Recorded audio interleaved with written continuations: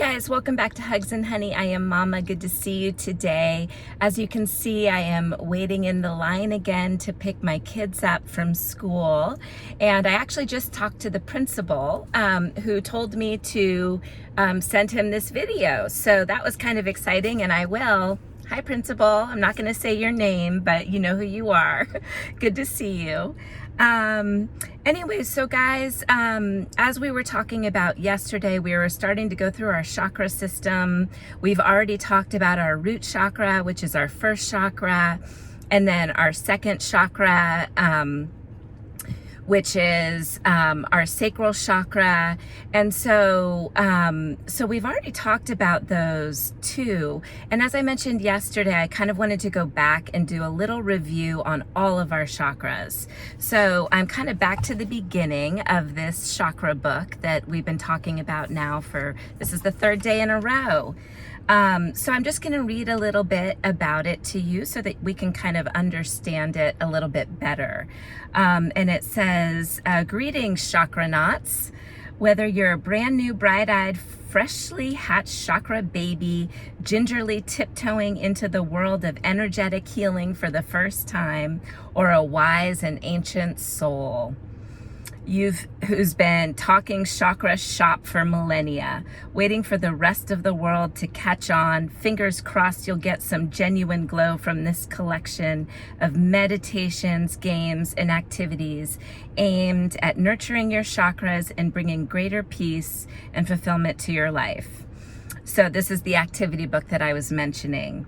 So you don't have to read through the book start to finish. I'll kind of skip ahead here. Okay, so the word chakra is ancient Sanskrit, which is a language, like one of the oldest languages, for wheel of light. So that's what it means, wheel of light.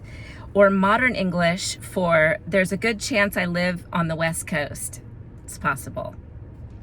We like learning about new things, don't we? So the Sanskrit word chakra first appeared around 3,000 years ago in Hindu texts. So it's made I'm just gonna paraphrase and summarize here, guys, so that we don't get bored. But basically, lots of different religions and philosophies, both in the Western culture and Eastern culture, talk about our chakras. We might talk about it in different ways and understand it in different ways, but what it's saying is basically that it's a part of many, many cultures. And let's talk about energy for a minute. We've all got physical bodies, and we all have energetic bodies too. Our energetic bodies are fields of electromagnetic energy that surround and permeates us. So that's talking about like the magical golden egg bubble, which is also known as our aura, our own personal boundary that we talk so much about, making sure that we cleanse and clear it and make sure that we are starting to get in touch with our intuition and our energetic bodies, this subtle energy that is constantly helping to direct us and guide us and nurture us and take care of us. And so we just have to learn how to listen to it. And when we do that, we can start using and understanding our chakra system better. So let's go back to what it says. So it's scientific, okay? What we're talking about here is science. And so it can be proven, and it's all electricity, it's energy, it's electromagnetism. And so it creates this little force field around us, right? So we have to always make sure that it's clean and clear of anyone else's energy. Okay, so let's see. It can be seen as a sort of stepping stone between the physical world and the ethereal one, where like radio waves and other unseen things kind of hang out in that world. In certain spots, our physical and energetic bodies are connected to each other via spiraling energy centers known as chakras. So actually chakras have been studied, and I wish I had a picture of them, but they actually have anatomy. There's an architecture to a chakra, and it's like a funnel with a pinwheel on it, and it kind of spins in a clockwise direction. So in the front of your body is the bigger part of the funnel, and the back of your body kind of goes through sort of energetically your body, and the back is the littler part. So that's just a little aside to sort of the architecture of a chakra. So you can kind of imagine it like that, though. You can imagine what's happening, and that it's just an energy flow, and it's just very subtle. Like you can't really feel it very strongly. So that's why you have to kind of connect with that inner voice inside of you, and that whispering that happens when you connect with your intuition and that little voice. And you can start to feel your body and feel your chakras and start to clean and clear those too. So anyways, that's a lot, and I'm just looking through this really fast to see if there's anything else I wanted to show you. Oh, I do kind of want to show you this image. Sorry to put my hand over the camera. I had to. So you can see on one side, let me see, that's kind of hard to see. But oh, there we go. On one side, the chakra system is looking in alignment. Everything is going straight up and down the body. And the other side over there, you see how the chakras they're like dots on your body, and they're all kind of mixed up. They're not in one line. And so what we're going for energetically is one line of energy going up our bodies and in perfect alignment to allow us to feel and see and hear and do everything that we need to do to feel good, right? It's all about really feeling good.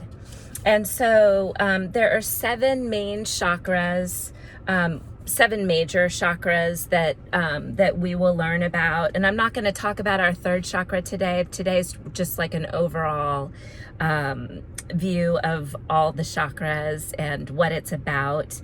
And so each chakra corresponds with a color.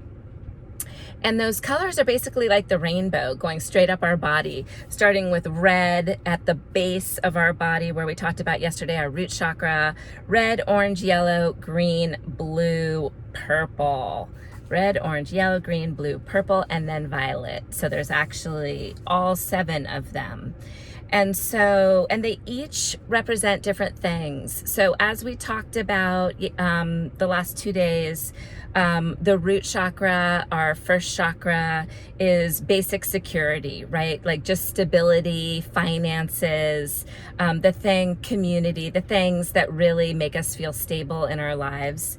And then our second chakra is responsible for creativity and pleasure and sexuality. That's where our male and female organs are located as well.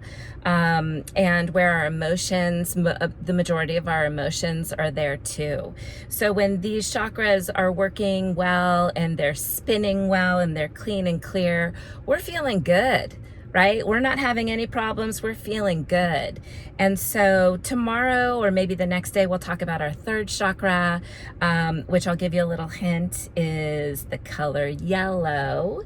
And it's a very important chakra. It's actually one of my favorite chakras. I like them all, of course, but I really like the yellow one too, yes, the yellow one, the 3rd chakra, which is around our belly button area. But we'll talk about that next time. And so I just wanted to bring it up and to discuss it with you guys, because listening to our bodies and listening to the subtle energy around us and what our bodies are trying to tell us are going to just, when we start to connect with that, we will be able to so much easier feel better and perform better and sleep better and just feel our best, okay? And that's what I want for you. That's what I am sharing with you, are these ideas, these tools, this kind of magical thinking this way of looking at our lives that sometimes can be so hard, so overwhelming. We never really know what to do or what the answer is because everything's always changing. And so it can seem really confusing. So this is a way that you can, you know, have something to do, something to take control of, something that you can actually embrace and take action. And when you start to take action, you start to feel better, and you start to move the energy, and you start to gain momentum, and you start to manifest, you start to create the health and the happiness and the satisfaction that you want in your lives.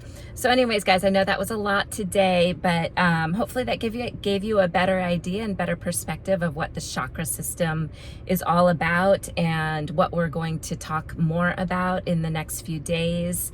And, you know, if you have any questions, as always, feel free to mention them in the comments, and make sure you subscribe and share and like and all of those fun things. And I see you, I hear you, I'm here for you, and I love you, and I'll see you tomorrow. Bye.